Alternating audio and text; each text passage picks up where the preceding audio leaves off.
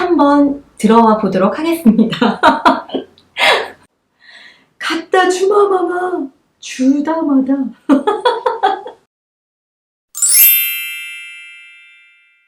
랑아 독서미술. 안녕하세요. 그림책과 함께하는 아이들의 미술천국 랑아 독서미술 랑아쌤입니다. 오늘 함께할 그림책은 호랑이가 준 보자기라는 책이에요.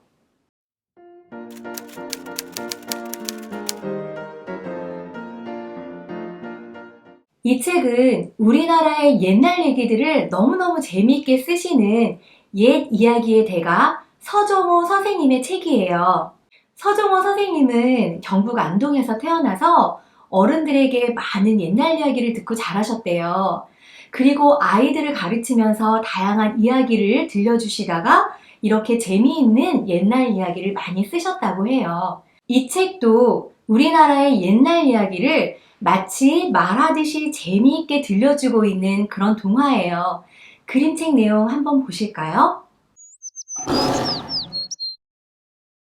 호랑이가 준 보자기. 옛날에 어떤 총각이 하나 살았지. 너무 가난해서 장가도 못 가고 산속에 오두막집 하나 지어놓고 산밭을 읽으며 혼자 살았대. 집이 어찌나 허술한지 뒷간도 없어서 추운 겨울날이 되면 그냥 뒷문을 열고 오줌을 넣었대. 그걸 보고 뒷산 산신령님이 그만 화가 나셨어. 에이, 버릇없는 녀석이로군. 산에다 대고 저런 고약한 짓을 하다니. 산신령님은 뒷산에 사는 호랑이를 불러서 당장 가서 총각을 혼내주라고 이야기를 했어. 호랑이가 밤중에 총각이 사는 집으로 내려왔는데 아니나 다를까 총각이 뒷문을 열더니 뒷산에 대고 오줌을 누거든. 저런 버릇없는 놈을 봤나? 당장 뛰어나가 혼내주려는데 총각이 혼잣말을 하는 거야. 아이 추워. 나는 집이라도 있어서 괜찮지만 집도 없는 호랑이님은 얼마나 추우실까? 그런 소리를 듣고서 호랑이는 차마 혼내줄 수 없어 그냥 돌아왔대. 그 다음에도 또 그 다음에도 호랑이가 총각의 집을 지나갈 때마다 총각은 호랑이를 걱정해주는 이야기를 했어. 호랑이는 그만 감동하고 말았지. 산신령님, 그 총각이 비록 오줌을 버릇없이 누워서 그렇지 마음은 비단겹처럼 고와요. 산신령님은 그 말을 듣고 보자기 하나를 주었어. 호랑이는 총각이 나무하러 다니는 길에 그 보자기를 슬쩍 갖다 놓았지. 그 다음날 총각은 보자기를 발견하고 이 보자기를 어디에 쓸까 고민하다가 추운이 머리에다가 둘렀었대. 그런데 참 이상한 일도 다 있네. 하늘에서 말소리가 막 들리더래. 잘 들리십니까? 총각이 가만히 살펴보니 글쎄 나뭇가지에 앉은 참새들이 사람처럼 말을 하는 소리가 들리더래. 이 보자기가 바로 요술보자기였던 거야. 얘들아, 저 건너마을 김천진의 외동딸이 다 죽어간대. 그 집 용마루에 사는 천년묵은 지네 때문에 병이 난 건데 그것도 모르고 죽기만이 기다린대. 그러게 용마루를 드러내고 지네한테 담배 연기만 쐬면 죽을 텐데 그것도 모르고. 그 말을 들은 총각은 지게를 벗어던지고 당장 건넌 마을 김천진애를 찾아갔어. 제가 이댁 따님을 살펴볼 테니 큰 사다리 하나와 담배 한 쌍과 부싯돌을 갖다 주십시오. 아이고 갖다 주다마다 부디 우리 딸 목숨만 살려주시게나. 총각이 지붕에 올라가 용마루를 드러내보니 아니나 다를까 커다란 왕지네 한 마리가 꿈틀꿈틀하고 있지 뭐야. 부싯돌로 담배에 불을 붙여 독한 연기를 쐬었더니 지네가 그만 털썩 땅에 떨어져 죽더래. 그렇게 해서 총각은 김첨진의 외동딸 목숨을 살려놨어. 얼씨구 절씨구 총각 덕에 살았구나. 저 총각을 사회 삼자.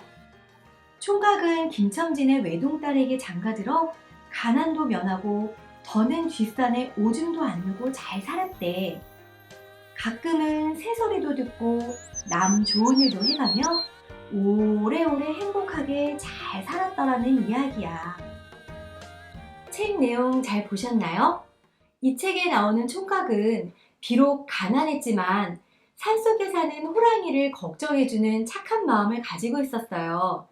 그 마음을 알아챈 호랑이는 이 총각에게 요술 보자기를 선물해주지요.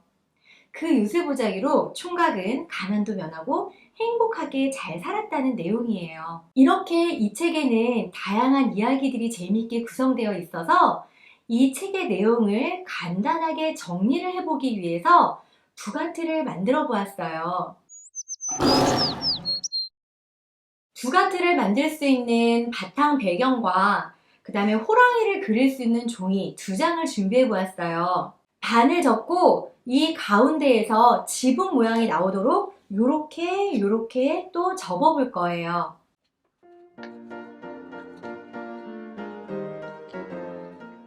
이렇게 지붕 모양을 이쪽 저쪽으로 2번씩 접어 주었어요. 그 다음에 이걸 살짝 펼친 상태에서 이 카드를 뒤집어 볼 거예요.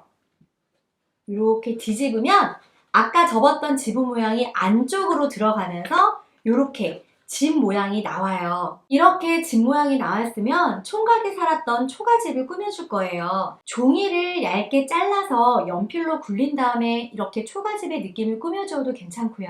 클레이를 이용해서 얇은 지푸라기의 초가집 모양을 꾸며주기도 했고요. 지푸라기 빗자루를 활용해서 정말 지푸라기로 이렇게 지붕을 만든 듯하게 만들어주기도 했어요. 그리고 털실을 이용해서 이렇게 초가집 지붕을 표현하기도 했답니다. 지붕을 다 꾸며주고 이거를 이렇게 열면 안에 이렇게 볼록 들어온 무늬가 생겨요. 그러면 윗면에다가는 호랑이의 얼굴을 붙여주고 여기에다가는 호랑이의 팔을 붙여줄 거예요. 밑에다가는 책 내용을 정리해서 한번 만들어 볼 건데 스스로 내용을 간단하게 정리할 수 있으면 정리를 직접 해도 좋고요. 저는 아이들에게 책의 이미지들을 조그맣게 만들어 주었어요.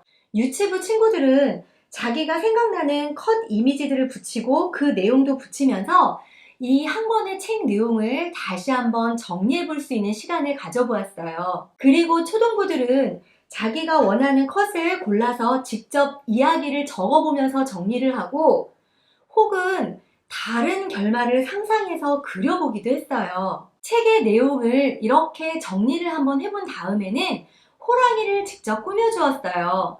호랑이의 얼굴과 2 팔을 꾸며주었는데 얼굴을 위에다 붙이고 팔 2개를 오려서 여기 아래쪽 삼각형에다가 붙여주시면 책을 덮었다가 펼쳤을 때 이렇게 입체적으로 나오는 듯한 느낌이 나요. 그리고 호랑이가 나에게는 어떤 요술 보자기를 주었으면 좋겠는지 상상해서 적어보기도 했어요.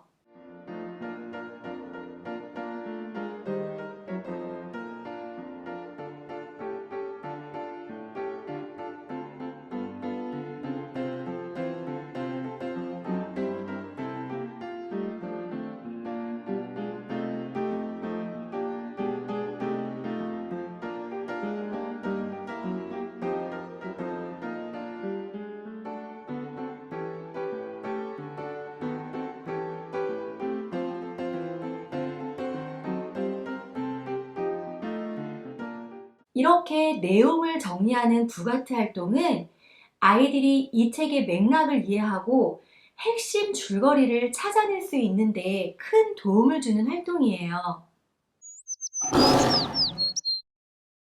이 책의 내용이 우리나라의 옛날 이야기를 나타내듯이 이 책의 그림도 우리나라의 옛 그림 한국화의 느낌이 물씬 풍기고 있어요. 먹물의 농담을 활용해서 굉장히 멋있게 눈 오는 모습을 표현해 주었는데요. 이 책의 모든 장면에서는 마치 하늘에서 눈이 오는 듯한 느낌을 굉장히 은은하게 표현해 주고 있어요. 원래는 악교를 사용해서 이런 표현을 하기도 하지만 우리는 흔히 주변에서 구할 수 있는 우유를 활용해서 이런 표현 기법을 한번 그려보았어요.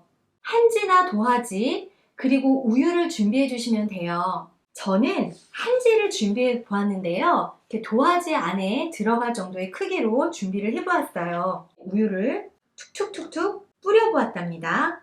우유가 다 마르고 나면 이 책의 그림처럼 초가집이 있는 겨울 풍경을 그려볼 거예요. 연필로 간단하게 초가집과 나무의 스케치를 해준 다음에는 먹물로 그림을 그릴 거예요. 저는 먹물로 그림을 그릴 때 그 농담을 표현하기 위해서 두 개의 용기를 준비를 했어요. 한쪽에는 먹물 그 자체를 부어서 먹물 원액을 사용했고, 하나의 용기는 물을 많이 부어놓은 다음에 이렇게 먹물을 한 방울 정도만 살짝 같이 섞어 주었어요. 그래서 한쪽은 진하게, 한쪽은 묽게 해서 그림을 그릴 수 있도록 아이들에게 알려주었답니다. 이렇게 진하게 그려지는 부분을 먼저 저는 채색을 해놓고 이 다음에 연한 색깔을 한번 더 입혀볼 거예요. 이렇게 먹물로 진하게 흐리게 그림을 그리다 보면 아까 뿌려서 말려놓았던 우유의 자국이 채색이 되지 않고 은은하게 드러나면서 눈이 오는 그런 모습들이 표현이 된답니다. 초등학교 1학년 친구들의 작품이에요. 먹물을 진하고 흐리게 이렇게 표현하는 것도 굉장히 재밌어 했는데, 우유를 사용해서 이렇게 눈송이가 드러나는 모습을 정말 신기해하면서 이 작품을 재미있게 표현했어요.